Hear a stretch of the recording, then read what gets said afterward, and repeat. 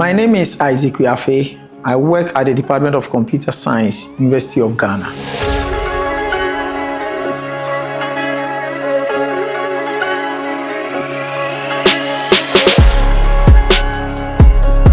I started my primary education at the Independence Avenue 1 Primary and JSS, which has just been turned from a female school to a mixed school at that time.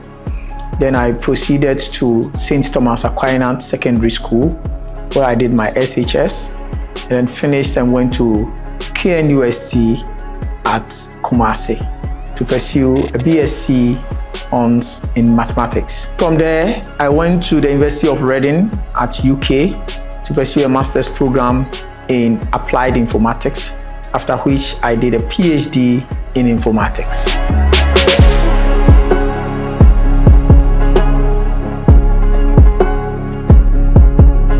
I started my education as somebody who have always loved science, and as a disappointed engineer, I went to KNUST to go and do electrical engineering. Interestingly, I did not get electrical engineering, and then someone advised me to take mathematics.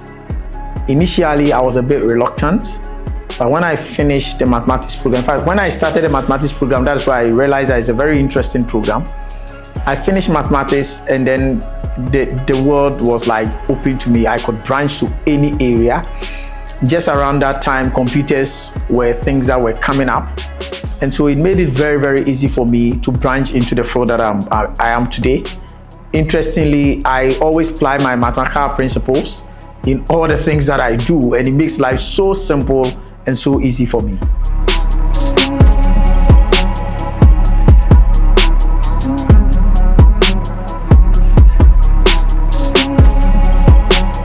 I think some of the people who have made a very good impact in my life, I remember very well, is my secondary school mathematics teacher in the person of Mr. Dadwe. I think he's currently a lawyer, a legal practitioner.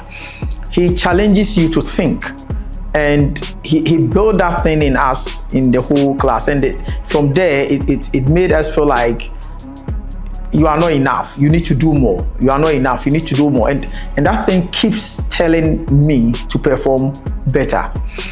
Similarly, when I got to KNUST, there were other lecturers who were having similar mindsets. Notable amongst them is Dr. Opoku, who would always want you to do more than what you can do. So these are people that have made a lot of impact in my life. In more recent times, I met a fine gentleman, that is Professor Elvis Dabo. And then listening to him for a very short time, I felt like, wow, this is somebody that I need to work with. He's somebody that inspires me. When I look at his achievement and things like that, it inspires me. It makes me feel like I need to do more.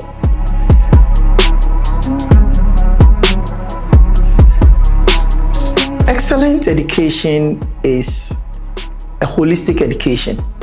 So being able to be in a state of mindset where you have a balance. You may not be excelling in all, but you should have a good balance between social life, academic life, cognitive abilities, and almost every relationships, everything. So when we talk about education, I wouldn't want us to look at formal or classroom education, but your ability to be streetwise. Pick things from the street, make sense out of it, bring it to the classroom, and solve problems. The moment your knowledge or intelligence is not addressing societal problems, then you're actually not doing anything. So for me, if we say someone has achieved excellence in education, it means that the person should be seen in society as a symbol that he's contributing to what society really, really needs, but not that he's doing things that pleases him.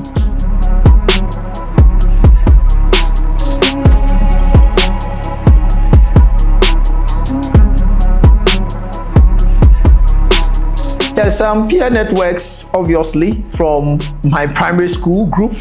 Very interesting class. They keep challenging you with things, and it's been like that when I was in primary school. They keep bringing problems to you to solve, and I think that was very encouraging.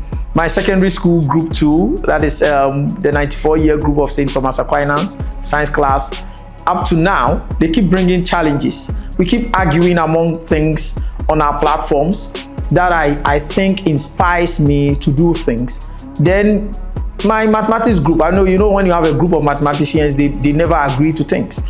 So every time you find us debating on things that would sound like nobody should be debating about, but as we keep doing that, it triggers some form of cognition that makes you start thinking outside the box. And I think they have been inspirational to me.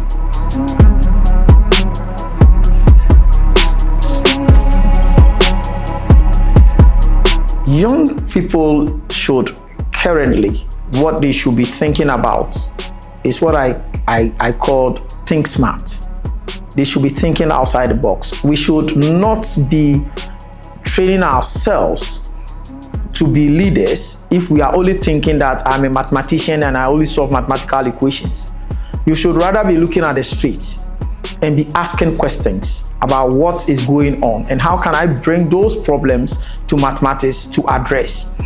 In fact, even if you're a mathematician, you should be able to use your mathematical problem-solving skills to address questions or challenges we have in agriculture.